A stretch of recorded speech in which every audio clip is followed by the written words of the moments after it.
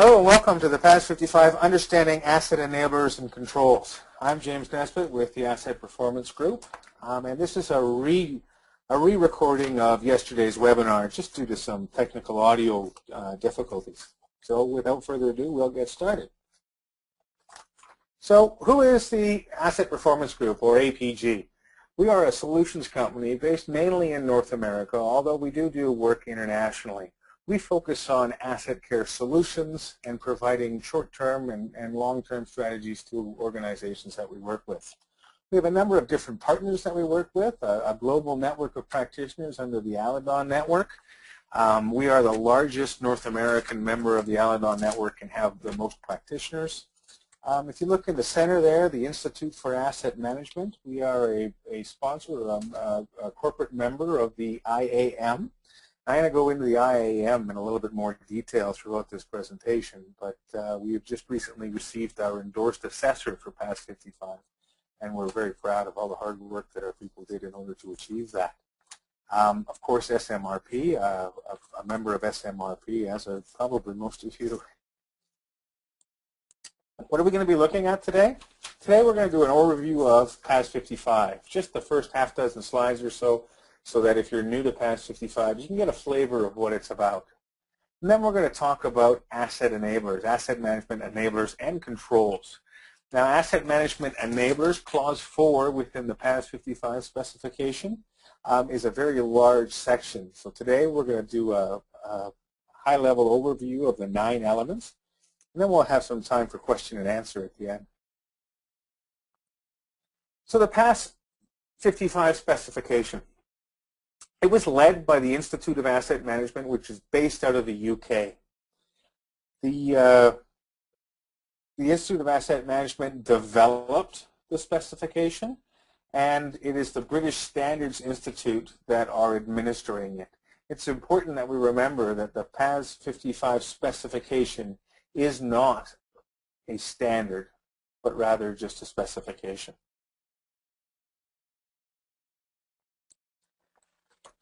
Specification came out in 2004, and the most recent update is, as you can see there, in 2008, where they took some feedback and input of people who were actually applying the PAS-55 specification and made some enhancements and modifications.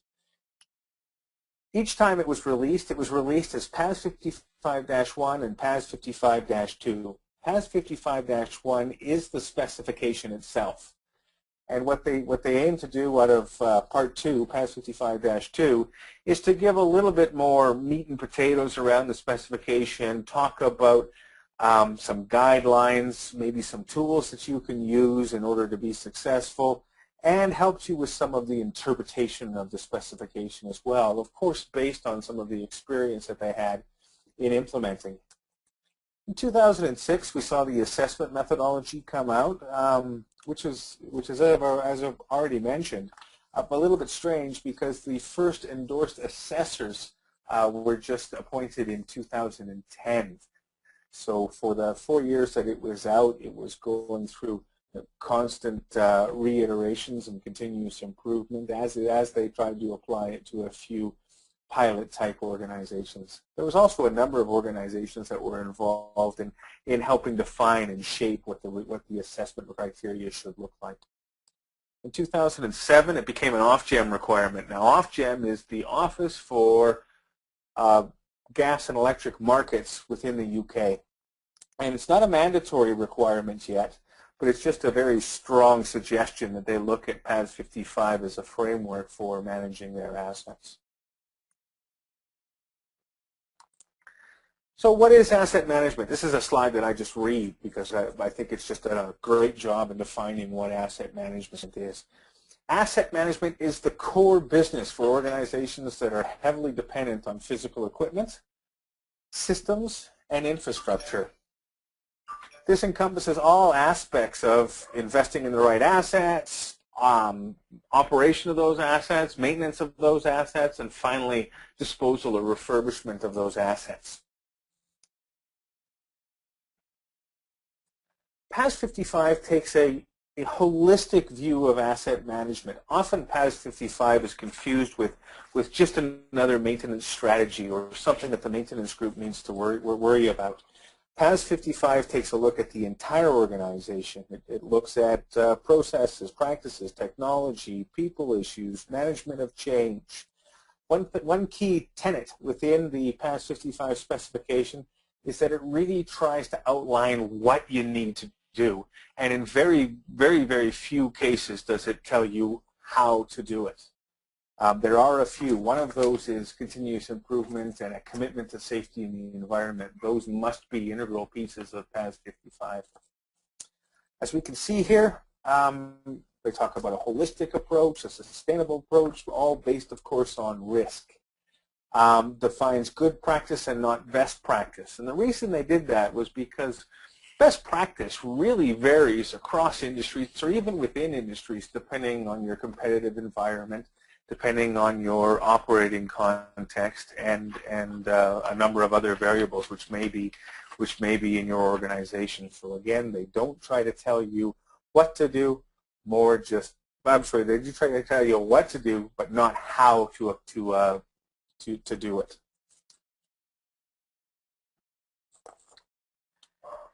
Here's an overview of the structure of the PAS-55. As we can see, that outside of PAS-55, we have the organizational strategic plan. What is it the organization is trying to do? What are the strategic advantages that they see? What are some of the unique variables within their marketplace? So organizing there, as we can see, the vision, mission, and values, and the policies of the organization. Where are we going? Setting the long-term vision. Now, the goal of PAS-55 is really to align asset management to the organizational strategic plan. So everything below there, all those blue boxes that are outlined in that frame, are the footprint of PAS-55. What we start with is the asset management policy. Understanding how we're going to manage our assets, understand what we want to get out of them, get an understanding of what risk we're willing to assume in order to meet that strategic plan. Below that, we see the strategy and the objectives. Now, the strategy and the objectives, you can see both of those boxes are very, very close together. They're touching there. And that's because you can't really have one without the other. The strategy tells what is it how am I going to go about performing this? And the objectives are what do I want to get out of it? And of course, how am I going to measure that? Below that, where the rubber hits the road, the asset management plans, actions, responsibilities, and resources that are going to be required in order to do that. So some examples of asset management plans may be maintenance strategy. They may be risk assessment within the organization. It may be the engineering process for acquiring, creating, disposing, or renewing of assets. Below that, life cycle activities, portfolio of asset systems and individual assets. So taking a look at the entire life cycle of the asset base, understanding, as I've gone through a number of times, the acquisition, operation, maintenance, and disposal of those assets. So it really is a long-term plan for asset management.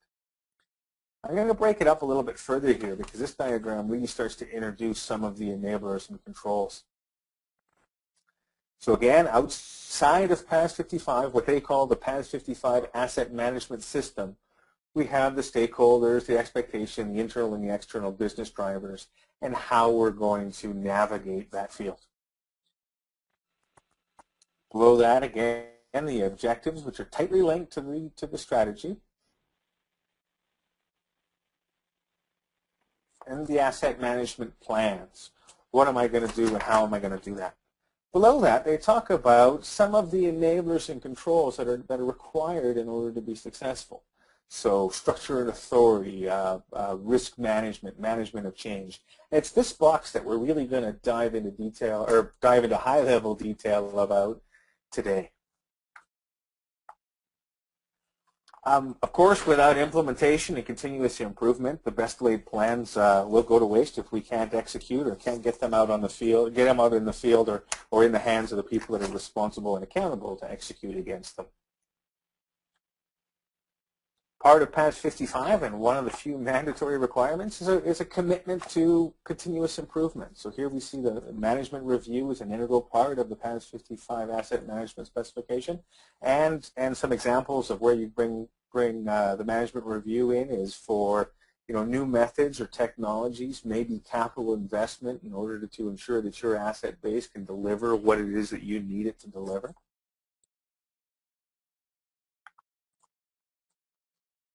Asset management enablers and controls. So this is really what we're going to focus on today. The 9 major components to enablers and controls. So I'm just going to read them here, and then we can go into each one in a little bit more detail. Structure, authority, and responsibility. Outsourcing of the asset management activities. Training, awareness, and competence. Communication, participation, and consultation. Asset management system documentation. Information management, risk management, legal and other requirements, legal and regulatory requirements, management of change. Within the PAS-55 specification, these are the guidelines that they're giving to you.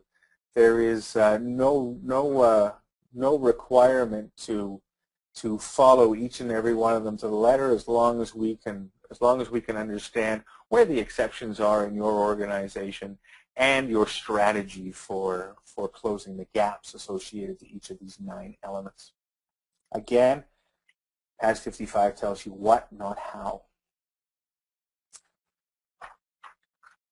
When we're taking a look at any implementation, on the left there we have business drivers, what it is that are, what the variables are on our organization, and of course the desired outcome.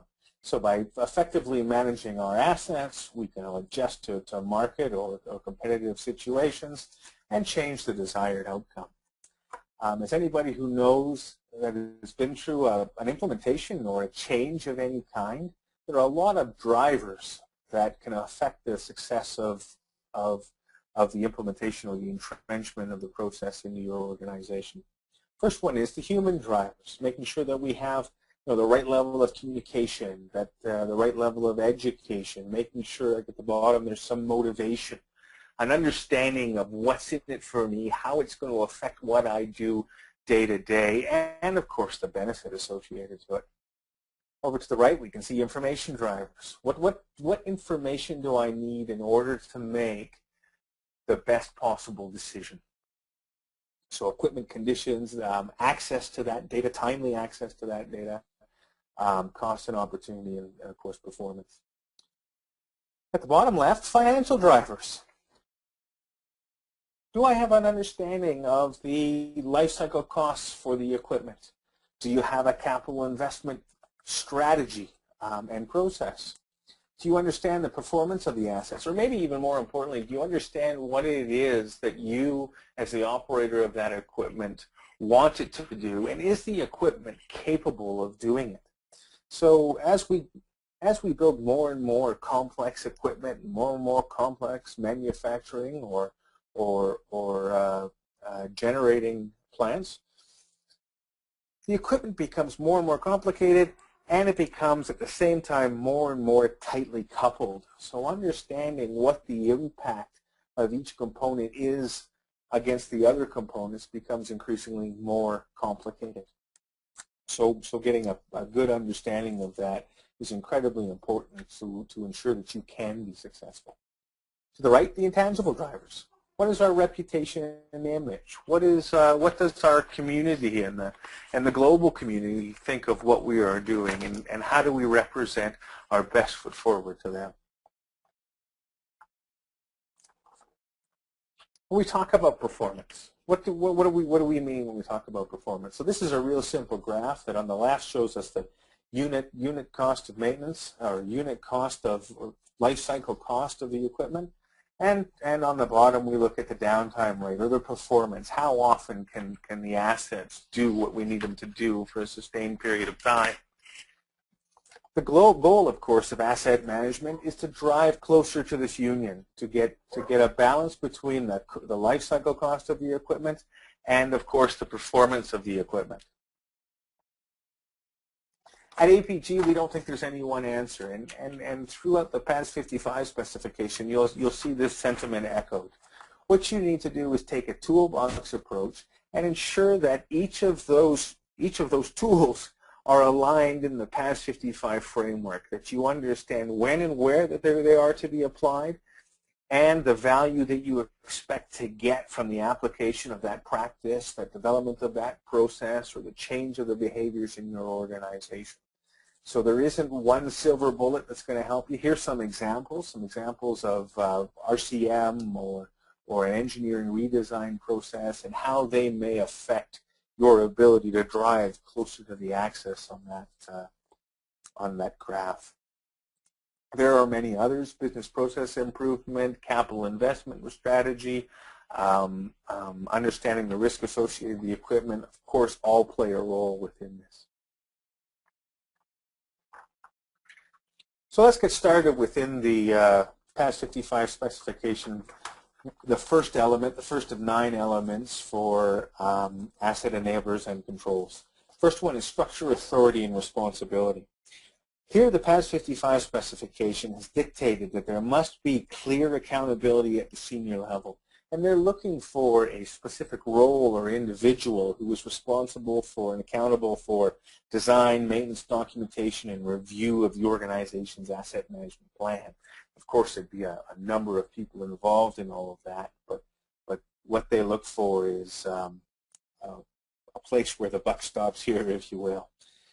In my experience, I find some organizations take a team approach to accountability, and there's a number of people often accountable for the same thing.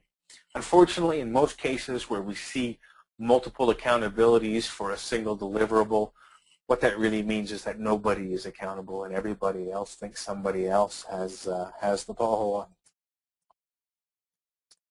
PAS-55 needs to be driven from the top down, which is why they're looking for a senior sponsor for the PAS-55 initiative. I've also seen where organizations try to start a grassroots project, try to build it perhaps from the maintenance organization, or maybe a little less frequently from the operations organization. And they really encounter roadblocks as it starts to get big and affect the rest of the organization because they don't have buy-in from the beginning. And PAS-55 really needs clear direction from the senior team to say, this is the direction that we're going in, and these are the expectations or the accountabilities of the group. I've also seen a lot of organizations that are starting to incorporate asset management or reliability or asset care within the titles of the organization. PAS-55 does not require you to build a PAS-55 organization that is a separate team or a separate element of your organization. What the goal is to take the PAS-55 framework and thought process and entrench it within your organization. So it's not in addition to what you're doing today. It changes how you do and perform asset management in your organization. When we're looking at the structure of roles within asset management, what we need to understand, of course, is what does each individual accountable, responsible, informed about? What are the performance standards at which each process step needs to be done? And this works both, of course, for processes and equipment. What are the key performance indicators? How am I going to know I'm successful? How am I going to know when I need to adjust what I'm doing in order to change the result that I'm getting? Identification of asset management policies are often required to support them. So one of the first exercises is often taking a look at your policies and make sure that they're aligned with what it is you're trying to do. Some of the things you may need to consider is the application of capital to impact the life cycle of the equipment. Is your equipment able to do what you expect of it? And of course, motivating the whole team. So having a clear direction from the beginning and motivating the whole team with an understanding of what's in it for them. Asset management should be a key value within the organization, and it should be elevated to the same level really as safety or finance is today in some organizations. It should be talked about at most meetings, and it should be a focus of the day-to-day activities that occur within your organization. Of course, in order to affect any change, there needs to be some adequate resources to perform or facilitate that change. And what you want to avoid there is the perception that asset management is a project, or again, the accountability of the project team, and really doesn't affect the day-to-day of the individuals. So management of change and communication are very, very important. Second one, outsourcing of asset management activities. Essentially, PAS-55 understands that there may be certain expertise that needs to be outsourced, or for commercial reasons, you may want to outsource part of the operation or maintenance of your organization. You may also want to bring in expertise to help you with the asset management plan. What's really important here is that in order to be successful, the outcome of any outsourced or contracted initiative is owned by the organization that is doing the contracting. So it's not seen as something that's delivered from an outside vendor, but that it's something that is an integral part of the organization and is again entrenched in everything that they do.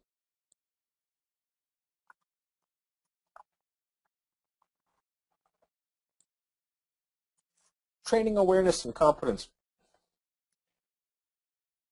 In my experience, an understanding of what training is required can't be done without really understanding what process steps each role is responsible for and the performance standards that those steps must be performed at in order to achieve the desired results. So once we understand what everybody is accountable and responsible for, you can start to begin the exercise of a gap analysis and building structured training plans to start to close some of those gaps. Other opportunities, of course, are contracting that expertise out, especially if it's something that's done periodically and you don't want to grow that knowledge or skill within your organization. The recruitment of individuals with the required skills into your organization. So doing some strategic hiring or strategic recruiting in order to bring that knowledge into your organization and have direct control over it. Part of PAS-55 is asset management awareness. And some of the things that they coach are a systematic indoctrination of new or transferred employees. I've seen a very good job of this done at most organizations where before you can start, whether it be as a contractor or as an employee, you need to go through a series of safety training, a series of policy reviews, and sometimes even an overview of what the culture is and how they expect each of their employees or contractors to deal with one another. One thing you want to avoid when we're looking at training and awareness is generic job descriptions, or that all-encompassing clause in the bottom of a job description that says other related duties. So PAS-55 states that you must have clear, measurable expectations for each role. And each one of those roles must have the appropriate authority in order to be successful, responsibility, and ability.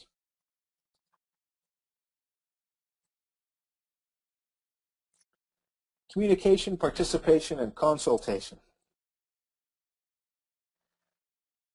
One of the best examples I've seen of communication was the policy developed at a Nestle plant in the U.S. And they had developed their values, and their values now are probably in the 5 to 6 year range based on their last iteration or improvement. And these policies are not just hanging on the wall; they're a part of every meeting that they have. So when a group of people will get together, they'll bring a slide up that shows their values. They'll talk about how what they're doing today is aligned to those values and how it's going to help improve or contribute to the successful execution of those values. So they've done a tremendous job. One thing about communication is that it must take many forms. One form of communication that I've seen that has been really successful has been root cause failure analysis, or a Kaizen event, or an RCM2 analysis, where you bring a representative group of experts from your organization into a room and you solve a problem, whether it be operational, whether it be process related or equipment failure related. This is a wonderful way of both being inclusive of the people in the organization, as well as starting to build advocates for the process and getting the word out there that things are really changing. Also, based on the number of different ways that people learn, you need to communicate the same message in a number of different ways. So some people are visual learners and need to see, charts and diagrams or whiteboards of the principles that you're trying to communicate. Some people are okay with written. Participatory learning, where we're bringing the people into a room and engaging them on a one-to-one level, is most effective with some people. I'm one of those people where I learn the best when I'm engaged with another person in a group of people. But there's also notice boards or outside surveys, or even bringing in an outsider to take a temperature check of your organization. What is the true feeling of the people that contribute in all areas of the organization? Often bringing in somebody from the outside can be incredible in the amount of insight that you will get that they normally wouldn't share with their co-workers. Asset management system documentation. So documentation should be developed and readily available to the organization. One of the examples I use here is that I work for a large natural gas transmission organization in Canada, and we went through an ISO 9001 certification. So we spent 18 months or 24 months gathering all the information, communicating and facilitating process development, understanding what all the inputs and outputs were across the organization.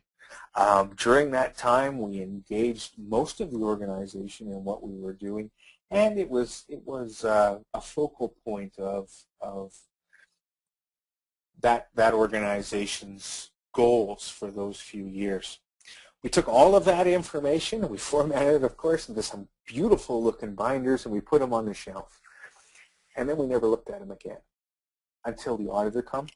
And then every 2 years we drag those binders out and dust them off and review what we should have been doing. And of course we're a little surprised both on how much we were doing and how much we weren't doing based on the ISO stuff. The important message here is that these need to be a living document, and they need to be accessible to the organization, and they need to be the benchmark for everything that we do. So PAS-55 does not give us a requirement to develop documentation in a specific format. It leaves that up to the individual organizations to do what makes the most sense for them.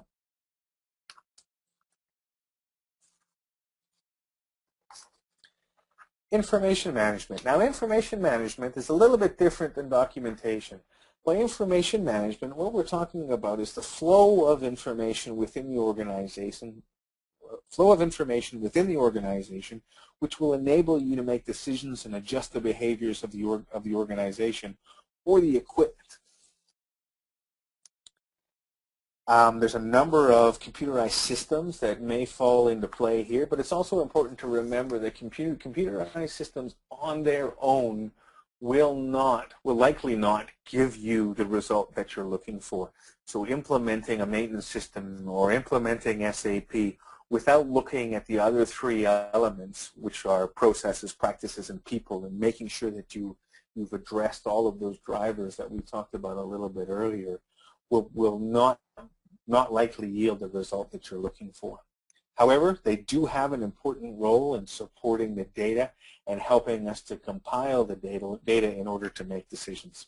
Some examples from an asset management perspective are asset registries, an understanding of the systems, the subsystems, and the components, and how they contribute to the organization. Document management systems, planning and scheduling systems like a CMMS, spares or purchasing systems, risk or capital expenditure decision support systems, and of course things like performance reporting systems.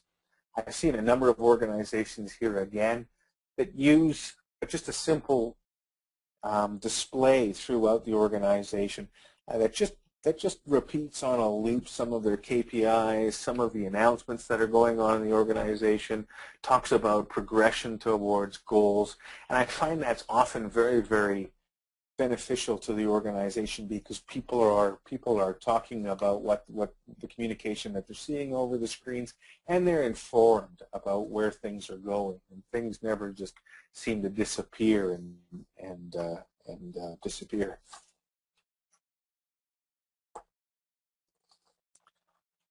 Risk management.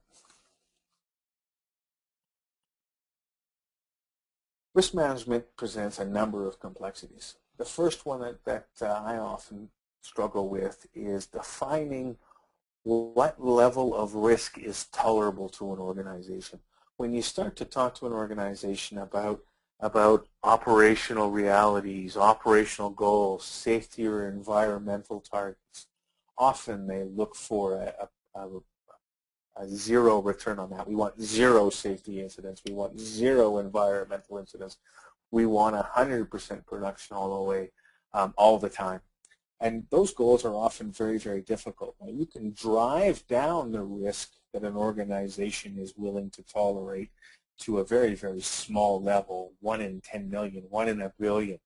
But getting to zero is often very, very difficult. And getting the understanding that getting to zero is difficult into the organization and that we must plan for what they're willing to tolerate is often a very difficult discussion to have.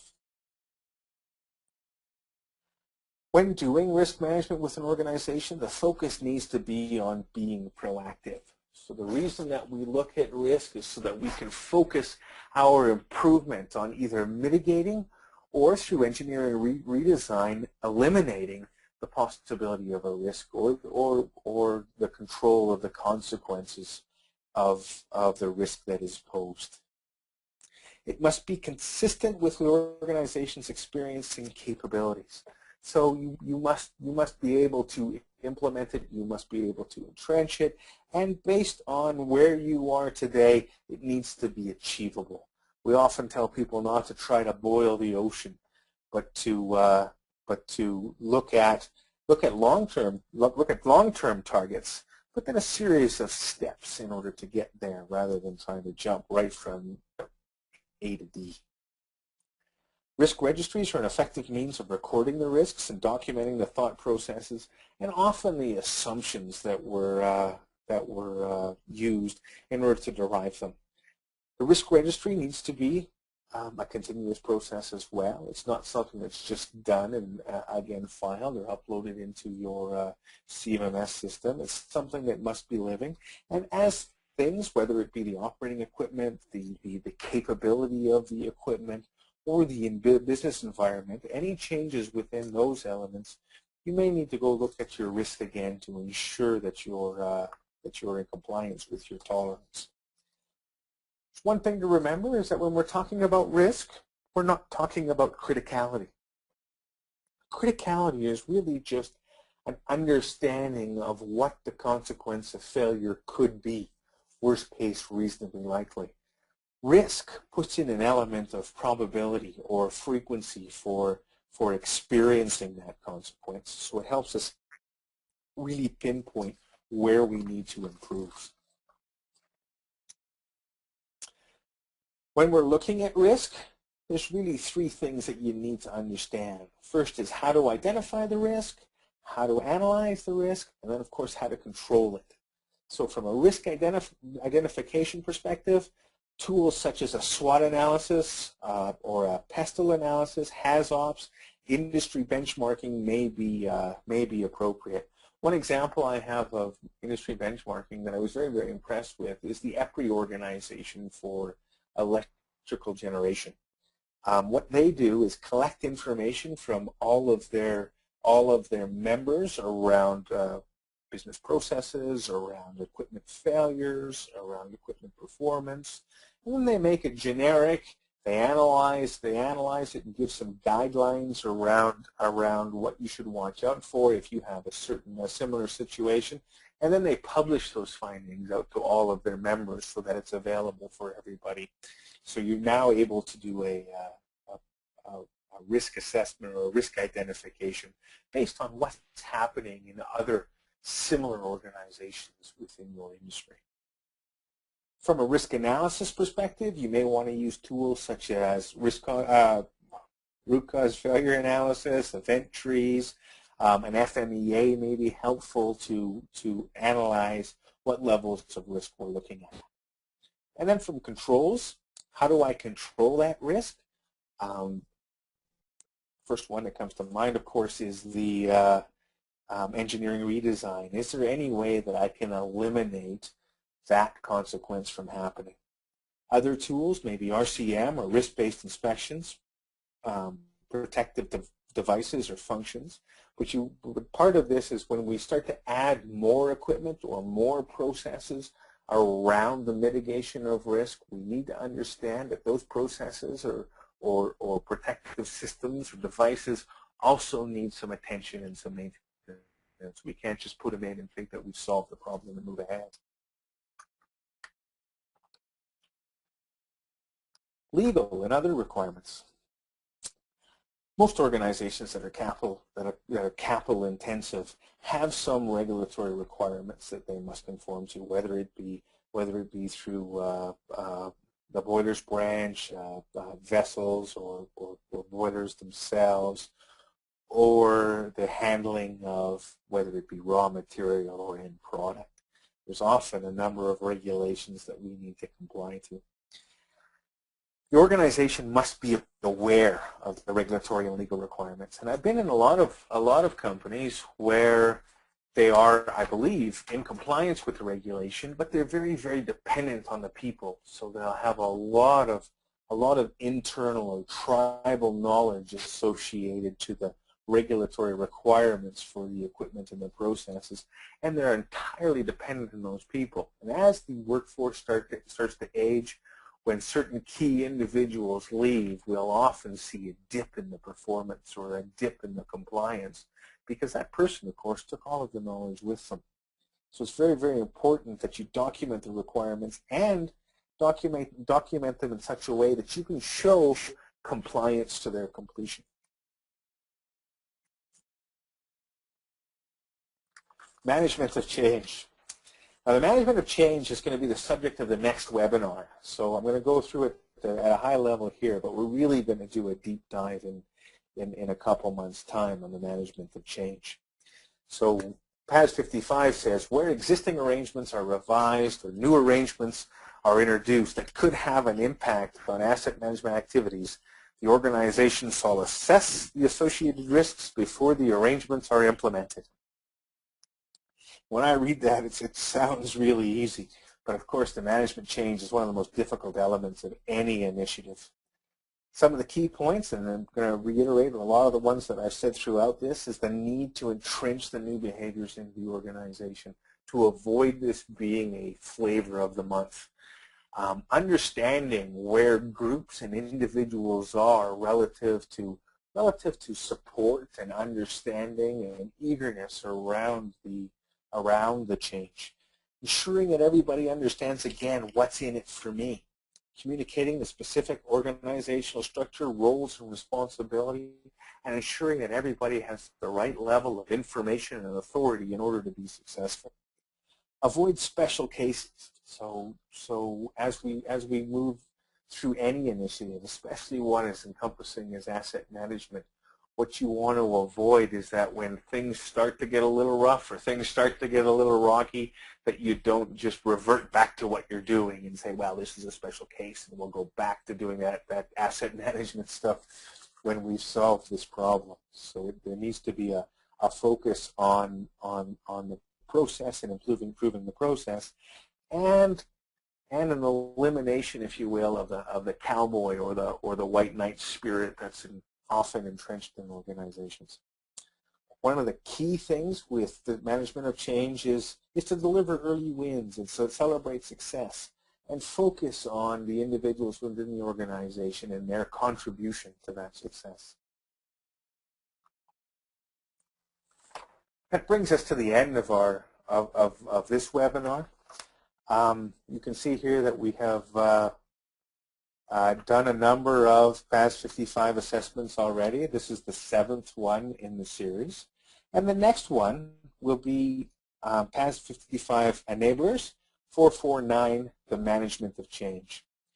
If you want a copy of this webinar, please just send an email to info@apgassetcare.com, or you can go to www.apgassetcare.com and you'll find a link to contact us, and Adam will be very, very happy to send you a copy of this presentation, as well as ensure that we answer any questions that you may have or may have come up since you've heard the webinar. I'd like to thank all of you for your time and your attention during this webinar, and again offer that if you need some more information, please contact us at our website. Have a great day.